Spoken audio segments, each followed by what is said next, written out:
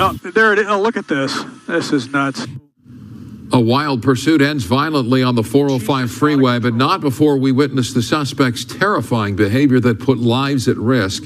The mayhem on the freeway that ended early this morning impacted thousands of commuters. It is incredible. No one was seriously hurt during the high-speed pursuit. KTLA's Sandra Mitchell has the details from Venice. This was a wild one, really chaotic scenes. This is where the pursuit started here in Venice. Neighbors here tell us that the suspect, the person behind the wheel, was actually a homeless person who lived in that van just down the street. The 405 freeway shut down for a while, and 2 LAPD officers were injured, but tonight they're in stable condition. Face down and bloody, a pursuit suspect taken into custody after a wild chase that started in West LA. Oh, there it is. Oh, look at this. This is nuts. Sky 5 overhead as she was speeding in a white van going the wrong way and crashing into cars on the 405. She's just out of control. It ended when she collided head-on with a big rig and 2 other cars on the 405 near Wilshire. Out of nowhere, that white van just came careening into us. David Hill was inside his car when the driver slammed into the side of him. I immediately exited my vehicle because her door was wedged against my car, and I didn't know if that person was armed with a weapon or what they were going to do. Other drivers tell us she wasn't just trying to get away from LAPD. It looked like she was trying to crash into other cars. She wanted to kill somebody because she was straight. She was straight to the people. I've been ordered by the cartel. KTLA has obtained this video of the moments just before the pursuit started. Neighbors near 4th and Rose in Venice called 911 to report a woman disturbed, possibly on drugs, screaming in the street. I heard a bang. It sounded like 2 vehicles, hitting each other. It wasn't a really loud bang, but you could hear the impact. That woman crashed her van into 2 police cars before taking off. And I just saw the police car there and then the white van. Next thing I know, the white van just made a right turn heading east on Rose, and then the police officer just started chasing the vehicle. Neighbors say the woman lives in a car at a homeless encampment near 4th and Rose where the pursuit started. Almost every night they are, blasting music, doing drugs or drinking, whatever it is that they're doing. But often that devolves into yelling and screaming and fighting. So this morning, after speeds of more than 90 miles per hour, several pit maneuvers, head-on crashes, and the suspect crawling onto the hood of a big rig, it ended. Nobody seriously hurt. Naked man leaping over a fence and running right into traffic. But that's just the beginning of this wild story. Eyewitness News reporter Amy Powell spoke to the driver who caught it all on camera. She joins us now live with his story. Amy. Mark, this happened during rush hour in front of a lot of shocked drivers on a very busy street. A naked man jumped out of a tree, got hit by at least 1 vehicle, and survived. A life-risking leap by a naked man. He lands on his bare feet on a busy Ladera Heights street and starts running. Moments later, he's hit by a car. It was crazy. It was a wild morning. I saw this gentleman jump from the roof onto the tree, and then he jumped from the tree into the street. Across in front of us. The stunning incident happened around 9:30 Thursday morning on Slauson Avenue near Edgemar. Gerardo Garcia was on the job with a co-worker delivering medical equipment when he saw the man jump from an apartment building. Me and my co-worker saw the tree shake a lot, so we kind of stopped and was like, well, is the tree gonna topple over or anything? So, and then that's when we noticed a man inside of the tree, and we were like, well, that's kind of weird. Got my camera out, started recording, and yeah, there you go. The naked man just jumps out. Oh, very shocked. Now, me and my buddy were just like, what's going on? Like, are we being pranked? And then he just ran across us. And then a lady in the car just hits him. And the nude man manages to get up after being struck, but is seen in another video back down on the street. It's not known if he was hit by a second vehicle. Moments later, deputies arrive and surround him. He did get up. He started walking towards some vehicles, and then that's when the police officers all arrived. Family members had called police for help, saying the man was suffering a mental health crisis. In the Inland Empire, of violent mob attacks, a sheriff deputy's cruiser during a dangerous street takeover. Incredibly, one of the attackers is accused of trying to carjack that cruiser. Shelby Nelson is live in Highland with what led up to all that chaos. Shelby. Sharon, Micah, what you see in that video, really dramatic. And authorities tell me that at one point, one of the people there had opened up a fire hydrant to allow water to spew and make it easier to drift in that Highland intersection. But what happens after clearly shows that there was no regard for any authority. A Highland intersection and a mob surrounding a sheriff's cruiser. People kicking the vehicle and bashing its windows. That's what you see in this newly released video by the San Bernardino County Sheriff's Department. The incident happened after midnight on Saturday, May 11th. Authorities say a Highland deputy was stopped at Victoria and Highland Avenues in Highland, where a crowd of about 100 people gathered for a street takeover. A deputy happened to be at the intersection on the way to another call. When he realized what was going on, he activated the overhead lights and in an effort to kind of scare the crowd and get them to go away. However, that backfired and they surrounded the patrol car. Several stand by filming as others boldly go for the vehicle, even breaking the windshield. A male juvenile subject opened the vehicle's door in an attempt to overtake the deputy and the vehicle. The deputy was able to shut that door and leave that intersection for his safety. Gloria Huerta with the San Bernardino County Sheriff's Department says that on Thursday they made an arrest. The suspect, who they believe opened the door, a 15-year-old male from Menifee. He was booked into a juvenile detention center for attempted carjacking and felony vandalism. What's concerning to some people who have watched the video, many appear to be teens with no respect for authority. They're entitled. I think that's the word to it. The kids feel that they are entitled to do anything that they want to do. It's not the same way it was when I was growing up in the 60s. We had fear of our parents. We had fear. But nowadays, it's none. And with breaking news, actor Johnny Wachter has been identified as a victim of a deadly shooting in downtown LA. Yeah, the 37-year-old was probably best known for appearing in nearly 200 General Hospital episodes. The shooting happened around 3 a.m. on Saturday.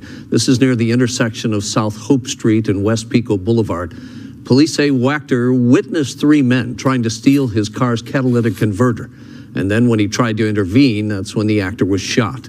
We spoke with his younger brother just a short time ago. He tells us, as you can imagine, the entire family is devastated.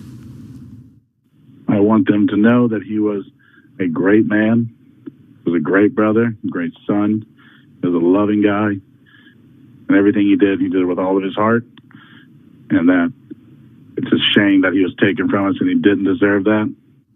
Of course, this is an ongoing investigation. Police are still searching for the suspects.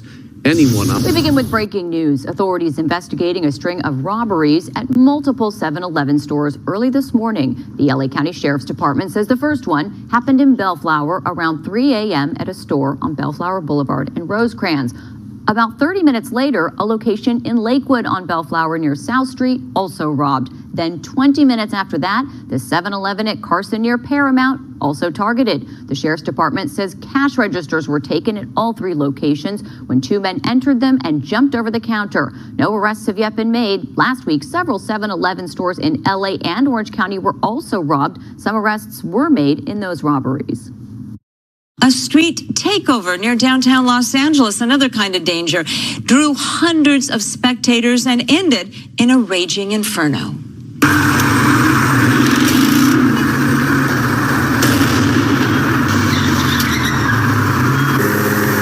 It was 3 a.m. at the intersection of 18th and Main, just outside downtown LA. LAPD says approximately 50 cars were involved in a sideshow with an audience of hundreds of people. Both drivers and fans setting off fireworks with 2 cars going up in flames.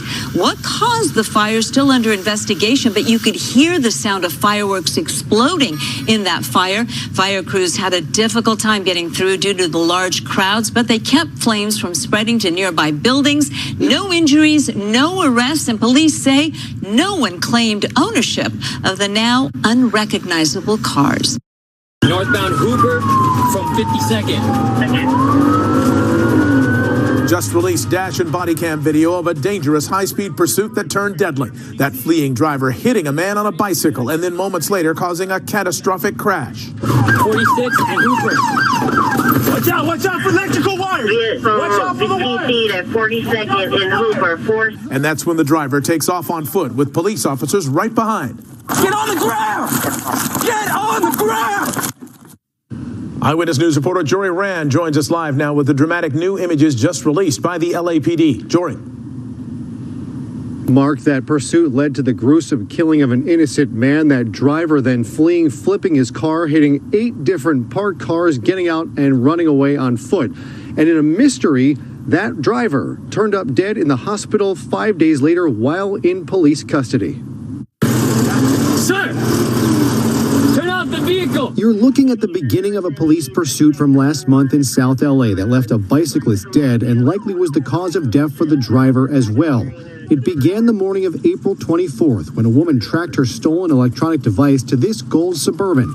The driver, 23-year-old Jermaine Smith, took off and led officers on a short, high-speed pursuit. Suspect is heading northbound Hooper from 52nd. When Smith crossed over into oncoming lanes on Hooper Avenue, he wound up hitting and killing a bicyclist who was crossing the road. Code 6 at Hooper and 46. Tell him he. TC'd. Requesting an RA. Yeah, get an RA. 1 block later, Smith crashed the Suburban, flipping it onto its roof. Watch out for electrical wires. Watch out for the wires. In police dashcam video, you can see Smith emerge from the vehicle and take off on foot. He didn't get far. Get on the ground! Get on the ground! Anything. Roll on your stomach! Roll on your stomach! Roll on your stomach!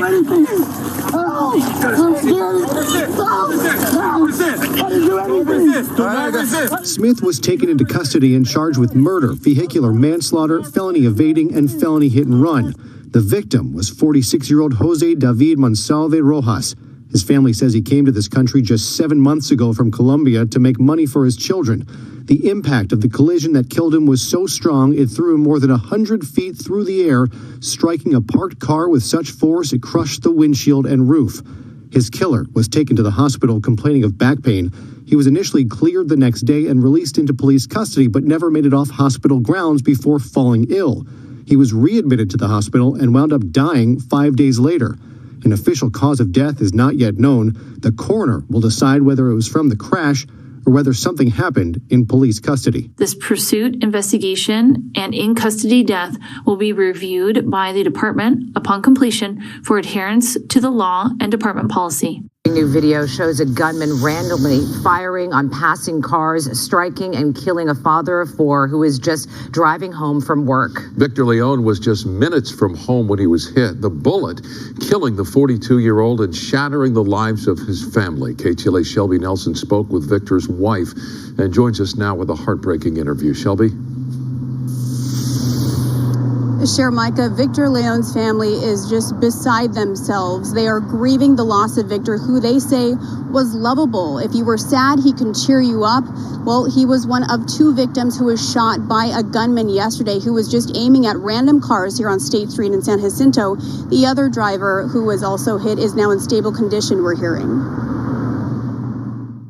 He was a very lovable person.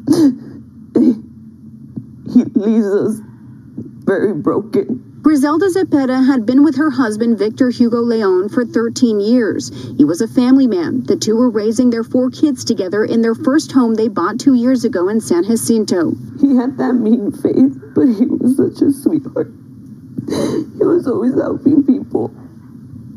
He was always doing his best for his family. But she is beside herself. The love of her life gone in the blink of an eye. Victor worked the overnight shift at a warehouse in Moreno Valley and would head home in the morning. But when Griselda got up Monday morning, her husband wasn't home yet, which was strange. Her sister, who worked with him, said he had left about an hour earlier. After him not calling me back, after 40 times of me calling him, I just knew something was bad. I reported him missing. I went to every hospital hoping they told me to tell me he was there. It turns out Victor was one of 2 victims hit by gunfire while driving along State Street near 7th Street in San Jacinto. Surveillance video shows the moment this man randomly starts shooting at cars passing by.